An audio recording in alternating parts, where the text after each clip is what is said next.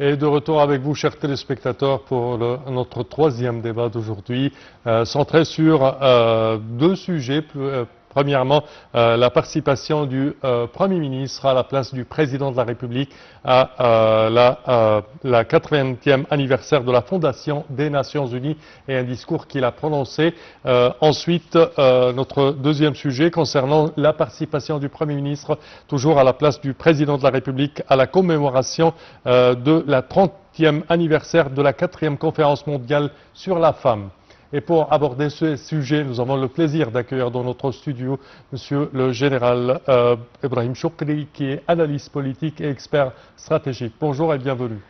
Bonjour Monsieur Samh, ravi d'être avec vous ce matin. Le plaisir est le nôtre toujours. Alors premièrement, quand on parle de cette participation au nom du Président de la République par le Premier ministre à la réunion de haut niveau marquant le 80e anniversaire de la Fondation des Nations Unies, comment voyez-vous les Nations Unies après 80 ans de travail et certainement le rôle de l'Égypte au sein de cette organisation? Là, c'est une participation très intéressante. Bien sûr, le Premier ministre était à la place de son Excellence le Président de la République pour présenter les points de vue de l'Égypte au niveau de cette cérémonie, ou cette réunion plutôt.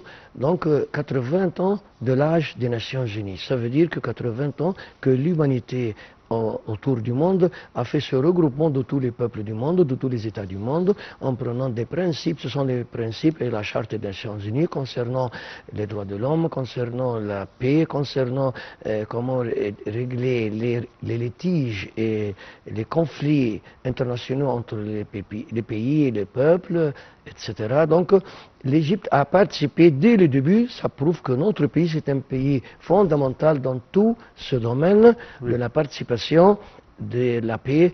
Vous voyez qu'il y a plusieurs phases pour expliquer ce point-là. Premièrement, l'Égypte participe toujours dans les missions des Nations Unies concernant le maintien de l'ordre et la paix par tout le monde. Nous avons aussi nos collègues de l'armée nationale et de la police nationale qui se trouvent par tout le monde dans toutes ces missions. Donc ça prouve que l'Égypte est un pays essentiel à protéger la paix internationale. Deuxièmement, nous participons dans toutes les négociations qui se déroulent au sein des Nations Unies, soit à New York, soit à Genève, et aussi, bien sûr, nous participons dans toutes les grandes organisations qui sont liées aux Nations Unies et les divers départements des Nations Unies. Nous avons aussi des représentants des Égyptiens, soit des diplomates, soit des militaires, soit autres, soit des civils même, qui participent. Je pense également que nous participons aux missions des Nations Unies, dans plusieurs missions militaires pour le maintien de la paix dans plusieurs parties du monde. Oui, c'est vrai, nous avons beaucoup de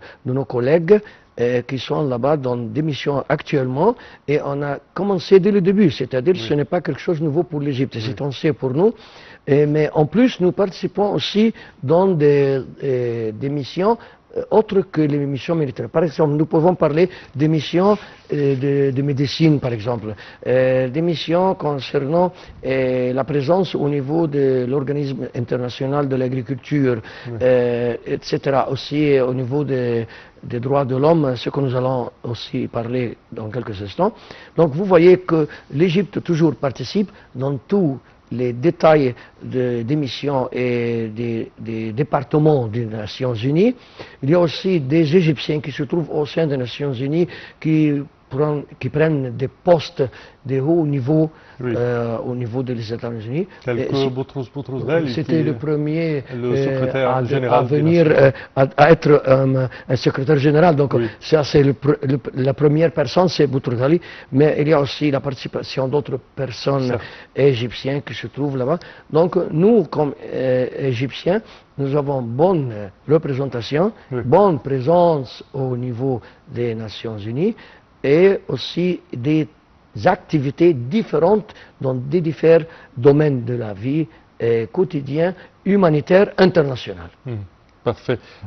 Également, quand on parle des Nations Unies, on doit mentionner le processus de paix israélo-palestinien qui, je m'excuse, égypto-israélien qui a pris son terme et s'est terminé par le rendement du Sinaï tout entière. qui était sous les auspices des Nations Unies toujours. Oui, ça c'est très intéressant que vous venez de citer maintenant, parce que la présence de ce genre de traitement ou de ce genre de convention entre l'Égypte et Israël concernant la paix a aussi commencé à nous rendre le territoire égyptien à la Sinaï. Donc ça prouve aussi que les Égyptiens sont un peuple qui aime la paix, qui cherche la paix, pas la guerre. Donc, jusqu'à maintenant, ce sont les mêmes paroles que les Égyptiens disent, que nous voulons la paix partout, nous ne voulons pas la guerre, quoi que ce soit. Parfait. Nous passons à notre deuxième sujet, deuxième participation, chers téléspectateurs, du Premier ministre à la place du Président de la République pour participer à cette haute réunion, réunion de haut niveau de commémoration de la 30e anniversaire de la 4e conférence mondiale sur la femme. Cette réunion se tient sous le thème « Renouveler l'engagement, mobiliser les ressources et accélérer la mise en œuvre de la déclaration et du programme d'action de Pékin pour parvenir à l'égalité entre les sexes et à l'autonomisation de toutes les femmes et les filles ». Et je pense que l'Égypte déjà a entrepris plusieurs grands pas géants dans ce domaine, n'est-ce pas? Donc ça c'est un point aussi très très intéressant. Ce qui prouve que l'Égypte, c'est un pays qui s'intéresse aux femmes et aux droits des femmes. Nous participons dans tous les domaines et nous acceptons concernant toutes les conventions concernant les droits des femmes et comment présenter la femme égyptienne dans plusieurs sites ou endroits internationaux. On ne peut pas oublier qu'il y a beaucoup de femmes égyptiennes qui sont des ambassadrices au ministère des Affaires étrangères, qui sont de bonnes représentants de la diplomatie égyptienne par tout le monde, mais aussi au sein des Nations Unies, il y a des femmes qui représentent aussi la femme égyptienne, qui travaillent soit dans le siège qui se trouve à Genève ou soit à New York. Il y a des ministres égyptiennes qui font un travail international aux Nations Unies maintenant. Et il y a aussi des ministres égyptiennes qui étaient élus et choisis par les Nations Unies pour prendre des missions très dures, très sévères et très intéressantes pour la vie de l'être humain en général et pour la vie des femmes en général. Si vous parlez au niveau égyptien, l'Égypte a bien approuvé la présence de la femme, ce qui est un bon modèle qu'on nous présente. Nous présentons un bon modèle devant les Nations Unies. Vous voyez que les Égyptiens, il y a longtemps qu'il y a une femme ministre, une femme professeure à l'université et même un doyen de faculté, bien sûr. Il y a des femmes qui travaillent partout dans tous les domaines de la vie quotidienne. Des juges, et même des policières, des militaires aussi, des médecins. Donc tous les domaines de la vie, des instructrices, des professeurs aux écoles, aux universités. Des pilotes. Des pilotes, bien sûr, nous avons aussi des pilotes. Donc la femme égyptienne touche tous les domaines intéressants de la vie quotidienne, tels que le jeune genre, comme la femme ou la fille, bien sûr, dans tous les domaines. N'oublie pas le domaine des médias. Nous avons beaucoup de journalistes qui ont possédé de grands postes au niveau du journalisme. Même à la télévision ici, il y a nos collègues, vos collègues aussi, qui sont très intéressants ici.